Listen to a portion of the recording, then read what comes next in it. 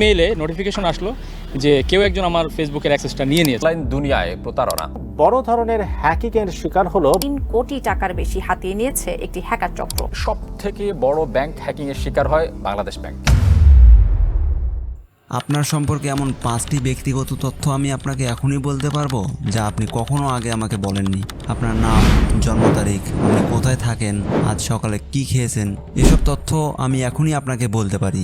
অদ্ভুত লাগছে, কিন্তু আশ্চর্যের বিষয় হলো আপনি কখনোই এইসব আমাকে বলেননি। তাহলে কিভাবে জানলাম? কারণ আপনার ব্যক্তিগত তথ্য আপনি যতটা গোপন মনে করেন তার চেয়ে অনেক বেশি উন্মুক্ত।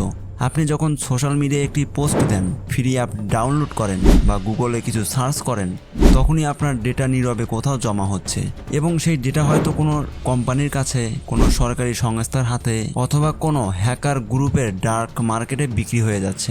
2018 সালের ক্যামব্রিজ অ্যানালিটিকা কেলেঙ্কারি মনে আছে কি আপনার? প্রায় 8 কোটি মানুষের ফেসবুক তথ্য চুরি করে রাজনৈতিক প্রচারণায় ব্যবহার করা হয়েছিল।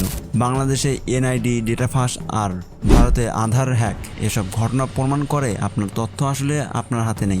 আজ আমরা জানবো আপনার ডেটা কোথায় যায়, কারা তা ব্যবহার করে, কিভাবে ফাঁস হয় আর কিভাবে আপনি নিজেই বাঁচতে পারেন। কারণ এই ডিজিটাল যুগে ডেটা মানে আপনার পরিচয়, আর পরিচয় হারালে সবই হারাবেন।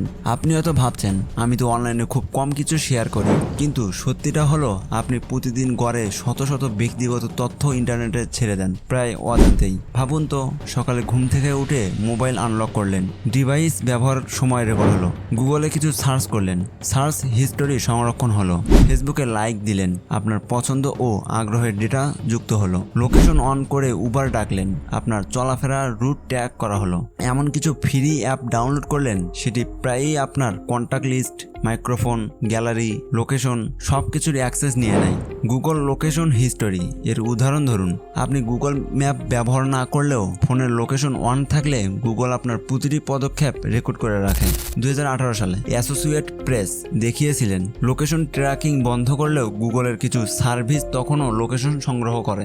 স্ট্যাটিস্টা 2024 অনুযায়ী একজন সাধারণ মানুষ প্রতিদিন অনলাইনে 3 ঘন্টার বেশি সময় কাটান, আর এই সময় তার ডেটা গড়ে 10টির বেশি প্ল্যাটফর্মে ছড়িয়ে যায়। একটা সাধারণ সেলফি থেকেও আপনার বয়স, মুড, লোকেশন, এমনকি জীবনযাপনের ধরন পর্যন্ত আন্দাজ করা সম্ভব। আপনার ব্যক্তিগত তথ্য আসলে কার হাতে চলে যাচ্ছে? আসুন দেখে নেই।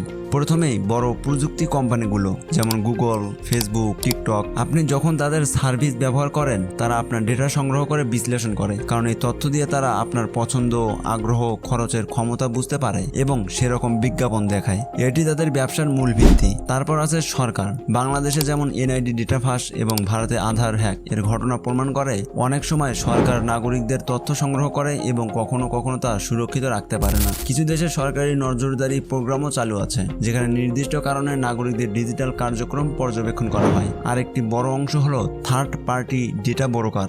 এরা বিভিন্ন উৎস থেকে ডেটা সংগ্রহ করে, বিক্রি করে। যেমন এক্সপেরিয়ান, একজম। আপনার নাম, ফোন নম্বর থেকে শুরু করে ক্রেডিট হিস্টোরি পর্যন্ত তারা সংগ্রহ করতে পারে। সবচেয়ে ভয়ঙ্কর হলো ডার্ক ওয়েব, যেখানে চোরাই তথ্য যেমন ব্যাংক অ্যাকাউন্ট পারচট বিক্রয় হয়। উদাহরণস্বরূপ, একজন হ্যাকার $5 থেকে শুরু করে $20 দামে ক্রেডিট কার্ডের তথ্য কিনতে পারে। আপনার তথ্য চুরি হয়ে যাওয়ার পেছনে অনেক কারণ আছে। আসুন দেখি সবচেয়ে সাধারণ কোন কোন উপায়ে ডেটা ফাঁস হয়। প্রথমত, ফিশিং ইমেইল। হ্যাকাররা এমন ইমেইল বা মেসেজ পাঠায় দেখতে অফিসিয়াল বা পরিচিত কারো মতো। এগুলোতে ক্লিক করলে আপনার পাসওয়ার্ড বা ব্যক্তিগত তথ্য চুরি হয়ে যেতে পারে। দ্বিতীয়ত, সোশ্যাল ইঞ্জিনিয়ারিং। এখানে তারা আপনার বিশ্বাস জিতে নিয়ে তথ্য আদায় করে, যেমন ফোনে ফোন করে বা মেসেজ করে জাল কথা বলা। তৃতীয়ত, পাসওয়ার্ড রিইউজ বা দুর্বল পাসওয়ার্ড। একই পাসওয়ার্ড অনেক সাইটে ব্যবহার করলে একবার হ্যাক হলে সব জায়গাতেই তথ্য ঝুঁকিতে পড়ে। চতুর্থ, পাবলিক ওয়াইফাই। কোনো ক্যাফে বা পাবলিক প্লেসের ফ্রি ওয়াইফাই ব্যবহার করলে হ্যাকাররা আপনার ডিভাইসের তথ্য ধরতে পারে। একটি বড় উদাহরণ হলো 2016 সালে বাংলাদেশের ব্যাংকের সাইবার হ্যাক। এই হামলায় প্রায় $81 মিলিয়ন চুরি হয়েছিল, যেখানে হ্যাকাররা ব্যাংকের সিস্টেম অনলাইনে ঢুকে তথ্য চুরি ও টাকা স্থানান্তর করেছিল। আমরা এখন এমন এক যুগে বাস করি যেখানে আমাদের প্রতিটি ডিজিটাল পদক্ষেপে নজরদারি করা হচ্ছে। এখন শুধু বড় বড় কোম্পানি নয়, অনেক দেশের সরকার নাগরিকদের ডিজিটাল নিবিড়ভাবে পর্যবেক্ষণ করে।